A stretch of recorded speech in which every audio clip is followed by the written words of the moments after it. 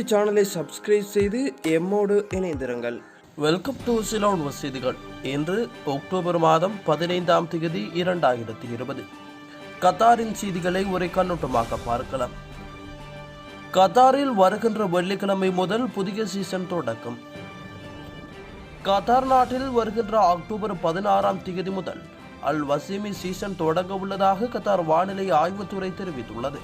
மேலும் இந்த சீசன் 52 நாட்கள் நீடிக்கும் என்றும் குறிப்பிடப்பட்டுள்ளது. இந்த சீசனில் பருவமழை பெய்தால் ஜெரனியம் போன்ற உள்ளூர் தாவரங்கள் வளர உதவும் என்று கூறப்பட்டுள்ளது. இந்த பருவத்தில் மேகங்கள் மேற்கிலிருந்து கிழக்கே நகரும் என்றும் நல்ல மழை பொழிவின் அறிகுறி காணப்படுகிறது என்று கட்டார் வானிலை ஆய்வுத்துறை தெரிவித்துள்ளது. இந்த பருவநிலை காரணமாக தோகாவில் வெப்பநிலை படிப்படியாக 35 டிகிரி செல்சியஸ் வரை குறையும் என்றும் பகல் நேரத்தில் லேசான வெப்பநிலையும் இரவு நேரத்தில் குளிர்ந்த வெப்பநிலை நிலவும் என்று கட்டார் வானிலை ஆய்வுத்துறை குறிப்பிட்டுள்ளது. இந்த வானிலை மாற்றத்தால் சாதாரணமாக ஏற்படும் காய்ச்சல் மற்றும் பிற பருவகால நோய்கள் குறித்து கத்தார் வானிலை ஆய்வுத்துறை எச்சரிக்கை விடுத்துள்ளது. மேலும் பொதுமக்கள் காய்ச்சல் தடுப்பூசிகளை எடுத்துக் கொள்ளவும், தவறாமல் கைகளை கழுவுமாறும், நோய்வாய்ப்பட்டவர்களிடமிருந்து நேரடியாக தொடர்பு வைத்துக் கொள்ள வேண்டாம் என்றும் நிபுணர்கள் பரிந்துரைத்ததாக கட்டார் வானிலை ஆய்வுத்துறை தெரிவித்துள்ளது. கத்தார் அல்வா பிரதான பாலம் 5 நாட்கள் மூடல். அஸ்கல் அறிவிப்பு. கத்தார் ஹமாஸ் சர்வதேச விமான நிலையத்தை நோக்கி செல்லும் சபா அல் அஹமத் கொரிடோரில் உள்ள அல்வா பிரதான பாலத்தை 5 நாட்கள் இரவு நேரங்களில் மட்டும் மூடுவதாக கத்தார் பொதுப்பணி ஆணையம் அறிவித்துள்ளது. இந்த மூடல் நேற்று இரவு முதல் தொடங்கியுள்ளது என்றும் ஒவ்வொரு இரவு 6 மணி நேரம் முதல் மறுநாள் அதிகாலை 5 மணி வரை மூடப்படும் என்றும் இது அக்டோபர் 17ஆம் தேதி செயல்படுத்தப்படும் என்றும் அஸ்கல் தெரிவித்துள்ளது. பொது போக்குவரத்து இயக்குநரகத்துடன் ஒருங்கிணைந்து சபா அல் அஹமத் கொரிடோரில் பணிகளை முடிக்கவே இந்த மூடல் செயல்படுத்தப்பட்டுள்ளதாக தெரிவிக்கப்பட்டுள்ளது. சல்வா சாலை மற்றும் HIA நோக்கி செல்லும் பயணிகள் அல்வாப் சிக்னலைஸ்ட் இன்டர்செக்ஷனை பயன்படுத்தலாம் என்றும் அல் ரயான் நோக்கி செல்லும் பயணிகள் சபா அல் அஹமத் கொரிடோர் நோர்த் போர்ட் பிரிட்ஜை பயன்படுத்தலாம் என்று அஸ்கல் குறிப்பிட்டுள்ளது. கத்தாரில் உள்ள இந்தியர்களுக்கான காப்பீடு திட்டம் குறித்து சிறப்பு முகாம். கத்தார் நாட்டில் உள்ள இந்தியர்களுக்காக சிறப்பு காப்பீட்டு திட்டம் கடந்த சில மாதங்களுக்கு முன் இந்திய தூதரகத்திற்கு கீழ் இயங்கும் இந்தியன் கம்யூனிட்டி பினேவலன்ட் ஃபோரம் அறிமுகப்படுத்தியுள்ளது.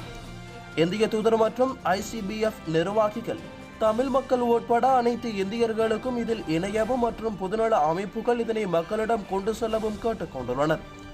இதையடுத்து கத்தார் ஒருங்கிணைந்த தமிழர் பேரவை இதற்காக குழு தயாரித்து தற்பொழுது வரை 3ஆம் கட்ட முகாம் நடத்தி பல்வேறு தமிழ் மக்களை இந்த காப்பீடு திட்டத்தில் இணைத்து வருகின்றார்கள். இந்த முகாம்கள் முதல் கட்டாயமாக செனகா 40 பகுதிகளிலும், 2ஆம் கட்டமாக அல் கோர் செட்டிநாடு உணவகத்திலும், 3ஆம் கட்ட முகாம் செனகா 15 ஆகிய பகுதிகளில் நடைபெற்றுள்ளதாக ஒருங்கிணைந்த தமிழர் பேரவை தெரிவித்துள்ளது. மேலும் இந்த காப்பீட்டு திட்டத்தில் விடுபவர்கள் அனைவரும் இணைந்து பயனடையுமாறு கத்தார் ஒருங்கிணைந்து தமிழர் பேரவை கேட்டுக்கொண்டுள்ளது. கத்தாரில் வீட்டு தனிமைப்படுத்தல் விதிகளை மீறிய 3 பேர் கைது.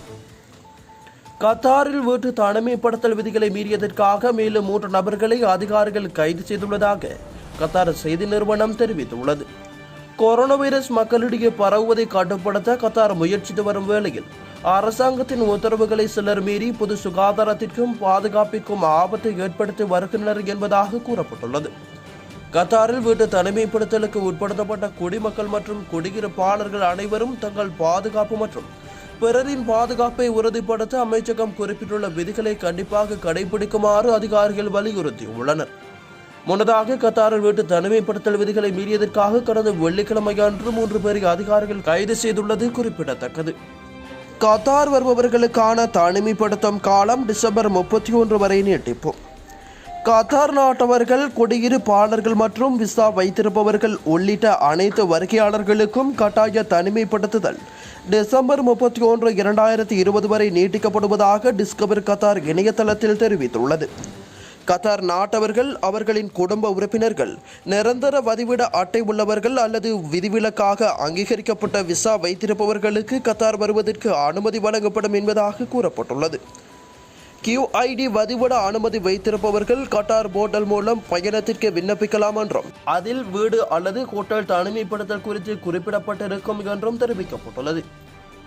QID வைத்திருப்பவர்கள் மற்றும் தனிப்பட்ட விசா வகை வைத்திருப்பவர்கள் ஒப்புதல் பெறுவதற்கான வழிமுறைகள் வெளியிடப்பட்டுள்ளன. ஒப்புதல் அளிக்கப்பட்டதும் உங்கள் சான்றிதழில் உள்ள தனிமைப்படுத்தப்பட்ட வகையை சரிபார்க்கவும். உங்களின் உறுதிப்படுத்தப்பட்ட விமான சேவையை சரிபார்க்க வேண்டும். உங்களுக்கான தனிமைப்படுத்தப்பட்ட தங்கும் விடுதியை சரிபார்க்க வேண்டும். நுழைவு அனுமதி மற்றும் கத்தார் டிஸ்கவர் வவுச்சர் நகல்கள் உங்களிடம் உள்ளதா என்பதை உறுதிப்படுத்த வேண்டும். விமானத்தில் பயணம் செய்யும் போது விமான ஆவணங்கள் வைத்திருப்பதை சரிபார்த்துக் கொள்ளவும். இந்த ஆவணங்கள் முறையாக இல்லாவிட்டால் உங்களுக்கான விமானத்தில் பயணம் செய்ய முடியாது என்று தெரிவிக்கப்பட்டுள்ளது. கத்தாரில் நேற்று அக்டோபர் மாதம் 14ஆம் தேதி 2020 கொரோனா வைரஸால் பாதிக்கப்பட்டவர்களின் எண்ணிக்கை தொடர்பிலான விவரங்களை பார்க்கலாம். கத்தாரில் நேற்று மட்டும் 24 மணித்தியாலத்துக்குள் புதிதாக கொரோனா வைரஸால் பாதிக்கப்பட்டவர்களின் எண்ணிக்கை 198 ஆகும். இதனால் இதுவரை கத்தாரில் கொரோனா வைரஸால் பாதிக்கப்பட்டவர்களின் மொத்த எண்ணிக்கை 1,28,603 உயர்வடைந்துள்ளது. அடையாளம் காணப்பட்ட அனைவரும் தனிமைப்படுத்தப்பட்டு சிகிச்சை அளிக்கப்பட்டு வருவதாக கத்தார் பொது சுகாதார அமைச்சகம் அறிவித்துள்ளது. கத்தாரில் இதுவரை மொத்தமாக உயிரிழந்தவர்களின் எண்ணிக்கை 220 ஆகும். கொரோனா வைரஸிலிருந்து பரிபூர்ணமாக குணமடைந்து வீடு திரும்பியவர்களின் மொத்த எண்ணிக்கை 1,25,584 பேர் இருக்கின்றனர் என்று கத்தார் பொது சுகாதார அமைச்சகம் அறிவித்துள்ளது.